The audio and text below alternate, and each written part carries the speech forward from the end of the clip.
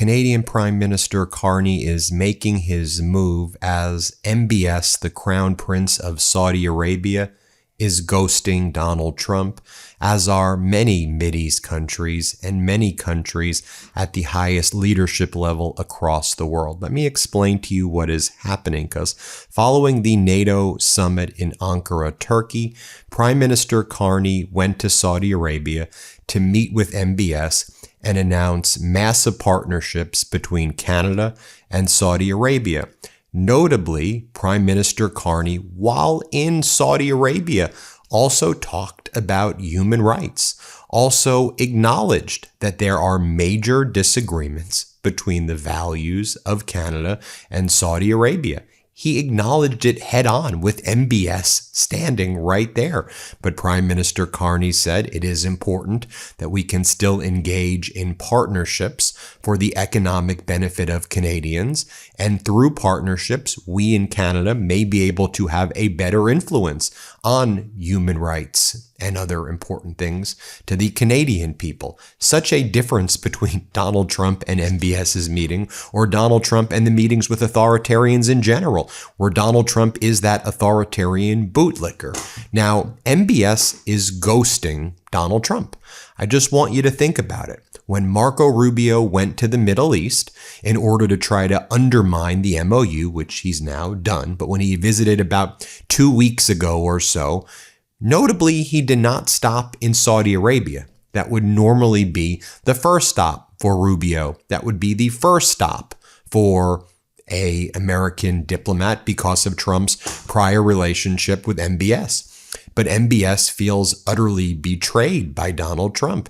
MBS is like, we've given you all of these things, Donald. I've personally given you and Kushner all of this money, all of these benefits, and you went to Netanyahu and did this unlawful and catastrophic war against Iran, and you exposed Saudi Arabia to massive damage.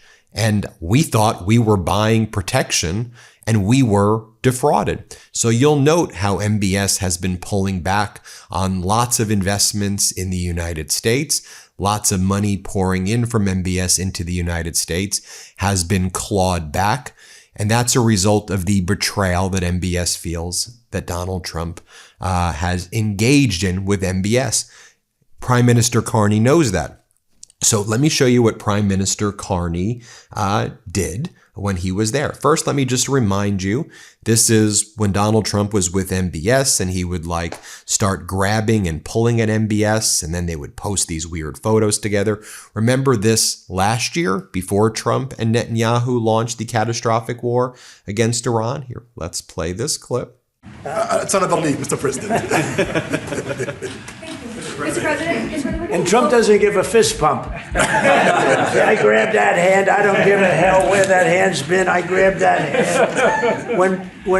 Remember Biden? He travels for 20 hours, gets out, and he gives a fist bump. No. When you get out of the plane and you got the future king and the man who's one of the most respected people in the world, you shake his hand. You don't give him a fist bump. Okay, and then remember when Donald Trump's like, and I want MBS and Saudi Arabia to join the Abraham Accords with Israel. And Saudi Arabia's like, stop, we're not doing that. Until there's a Palestinian state, until there is a two-state, we're not talking about the Abraham Accords. Stop asking us all of these things. I think also MBS and others see a deeply unserious United States, not just a dangerous one. I mean, what's Trump doing today? He's changing the columns to Corinthian columns in the White House, and they're doing all this work in the front and back of the White House, which is again a violation of the law. So in any event, Prime Minister Carney shows up in Saudi Arabia, and first he talks about, we in Canada are looking to double our non-US exports, and we're on track for that. Here, play this clip. We're looking to catalyze $1 trillion of investment between now and the end of this decade. We are embarking on a defense industrial build that's $500 billion. We're looking to double our non-U.S. exports. We're on track for that. We're growing jobs at twice the rate of the United States. We're at the highest level of foreign direct investment in 20 years in Canada. It's running at twice the pace of our nearest G7 peer. Adjusted for the size of the economy, we're now rated as the most attractive investment infrastructure destination in the world. And then he holds a press conference where Carney talks about how Canada and Saudi Arabia have grown cooperation now across key sectors. Here, play this clip. I would like to thank His Royal Highness, the Crown Prince, and the Prime Minister of Saudi Arabia for his hospitality and for our rich discussions this afternoon. Canada and Saudi Arabia have growing cooperation across key sectors, some of which I've referenced, but also want to recognize the Kingdom's broader efforts to promote regional stability and security. And here he talks about all of the actual deals that Canada did with Saudi Arabia, not deals that Prime Minister Carney did to enrich himself and the Carney family, right? I mean, just the idea, could you imagine if Carney was stock trading and doing deals for the Carney family? Like, it's such a ridiculous concept that you'd be like, okay, that's the craziest thing ever. But that's what the Trump regime does. But watch Prime Minister Carney talk about the deals. Here, play this clip. Here today in Jeddah, we are building partnerships with the Kingdom of Saudi Arabia, harnessing the ambitions of our nations to catalyze greater security, prosperity, and opportunity for both our peoples. We signed, Canadian and Saudi businesses have signed 13 new commercial agreements across education, critical minerals and mining, energy, infrastructure, security, artificial intelligence. In education, agreements to train workers in some of the Kingdom's most dynamic industries, building the skills that will power its next decade of growth. In critical minerals and mining, new Canadian engineering partnerships are working on some of the most ambitious mining projects here, unlocking over $2 trillion of mineral wealth. In energy and infrastructure, Canadian expertise is supporting roads, rails, and urban development across the Kingdom, along with clean building technologies that help it build sustainably. And in defense and security, new training partnerships support the Kingdom's efforts to build domestic aviation and defense industry capabilities. In artificial intelligence, Canadian AI and health technology partnerships are helping to transform patient monitoring, diagnostics, and surgical care. We're aiming to conclude negotiations with Saudi Arabia for a foreign investment promotion and protection agreement by the first quarter of next year. Canada's Minister of Finance, who's here, intends to lead a delegation of Canadian pension funds and their $2 trillion of capital to visit the Kingdom in coming months to identify new investment opportunities. And Saudi Arabia's Public Investment Fund will visit Canada in the fall, attending our Canada Investment Summit, which showcase some of our transformative projects. Canada is also announcing that we will participate in Expo 2030 here in Saudi, bringing Canadian projects, expertise, showcasing the best of Canada at what will be a landmark event. I'm going to show you in a little bit when Prime Minister Carney talks about engagement with other countries is not endorsement. And again, think about a leader saying that while actually in Saudi Arabia. I mean, to me, that's real power. That's real strength. But here he is talking about how he's going to lots of other countries after Ankara and Turkey to do deals, real deals, not fake Trump deals. Here, play this clip. So in 4 days, in 3 countries, we've worked to build our strength, to build trust with our allies, to build a new partnership with the world. In this time of uncertainty, we're choosing to act, we're choosing to build Canada strong. So then he says, engagement is not endorsement. We can engage, but we can still make clear that we're not compromising our human rights and values and principles in Canada. Again, just think about him saying this inside Saudi Arabia. Here, play this clip. We recognize a couple of things. One is that engagement is not endorsement. So engaging with the country doesn't mean that we agree with everything that a country is doing. In fact, I can't think of a country on the planet where we would agree with everything that they're doing, first point. No country is Canada, and we don't even agree with everything that's happening in Canada. Better is always possible, including for Canada. So that's the first. The second is that we recognize in a world that's more dangerous, that's more divided, a world where we need to diversify our partnerships, where we become over-reliant on a partner with whom we share many things. The United States, obviously, we share many things and we value that partnership, but we're over-reliant, and that's been demonstrated.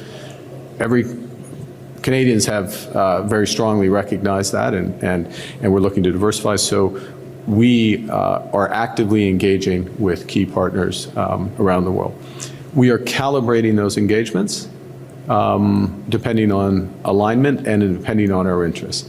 Part of our interests is to build our strategic capabilities. In other words, to build in areas that make Canada more resilient, stronger, more independent. And where there's complementarities, we do that.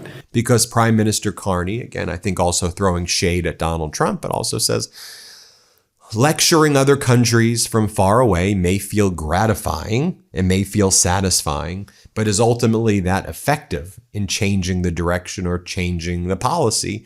Or should there be other ways to go about that? Here's what he says. Here, play this clip. Lecturing countries from afar is an ineffective strategy. It's satisfying, but it's ineffective. Engagement can be effective. It doesn't mean it's always effective. It doesn't mean it's decisive, but it can be effective. We care deeply about human rights. We care deeply about self-determination for nations. We care deeply about territorial integrity of nations. We care deeply about Canadian consular cases. I addressed a Canadian consular case in Ankara 2 days ago. And because I was with the president, it was addressed favorably. If I sat in Ottawa and pointed out all the things that we might not agree with what Turkey has done or is doing or might do, I wouldn't have had that conversation. I wouldn't have had that impact. That's a small example, but it is an example of a broader point. He then talks about how we recognize as a government the importance of countries that are active and influential. And because we have influence, we have partnerships, we can potentially in Canada help make positive outcomes. Here, play this clip. We recognize as a government the importance of countries that are active and influential in geographies in the world and in situations in the world about which we care deeply. Canada has always cared deeply about the Middle East. Canada has since before Diefenbaker, I'm going to stretch it back, since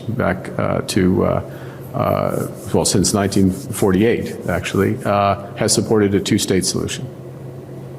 I'll give the example of the two countries that I've been to on this trip. Two of the most influential countries with respect to potential solutions there are Saudi Arabia and Turkey. We need to engage with these countries. We need to be speaking with them. We need to work with them. That doesn't mean that they have the key to unlock things, but not being engaged, not talking to them on level. I'm the first Prime Minister to come here in 25 years. I was the first Prime Minister to speak to President Erdogan in over a decade. Speak to him. I'll meet with him. And so it's about recognizing where we can have influence, where we can build resilience, independence, strength, Canada, calibrating appropriately, and also creating a situation and a dialogue where we can raise issues. And because we have influence and because we have partnerships, we have a greater chance of positive outcomes and positive progress. And again, just think about the contrast between that and Donald Trump in Saudi Arabia, where Donald Trump says, does Trump blow them all away? Does Trump blow them all away? Here, watch what he says. Here, play this clip. And Reagan, he's one of the historical presidents that have close ties with Saudi Arabia. But we've worked with all presidents. Does Trump blow them all away? No, it's another league, Mr. President. Mr. President? And Trump doesn't give a fist pump. I grabbed that hand. I don't give a hell where that hand's been. I grabbed that hand. That was Trump with MBS in 2025. Lastly, as Donald Trump was landing on Air Force One. You saw by now. He talks about, attacking Europe, pulling troops from Europe. And as this politician from Denmark, Rasmus Jarloff, says, we don't care. These threats don't work anymore. Pull your troops. Don't pull your troops out. Let them stay, whatever. It's not going to have any influence on the fact that we're not giving you 1 square centimeter of Greenland. So think about the different approaches here. Carney and Trump. Here, play this clip of Trump. Now, they may have been different if the press was there, but there was tremendous unity and togetherness. It was quite nice. Sir, are you going to pull more U.S. troops out of Europe? And if so, how many and where specifically? I haven't made that final determination. A lot's going to depend on Greenland. And a lot. I mean, we'll make a very good deal on Greenland. And if we don't, maybe I will. And a lot's dependent on Iran. I mean, they want to help now. It's a little late to the thing because essentially there's not that much fighting to be done. But some will depend on Iran. When they had a chance, an opportunity to help, they chose not to. So, but we're sort of forgetting about that. And now they want to help. They all want to go in. They want to help on Iran so badly, but we don't really need help. It's little things, but we don't really need help. Did President al-Shara make any commitments to you on? There you have it, folks. Let me know what you think. Hit subscribe. Let's get to 7 million subscribers, and thanks for watching, everybody. Want to stay plugged in? Become a subscriber to our Substack at MeidasPlus.com. You'll get daily recaps from Ron Filipkowski, ad-free episodes of our podcast, and more exclusive content only available at MeidasPlus.com.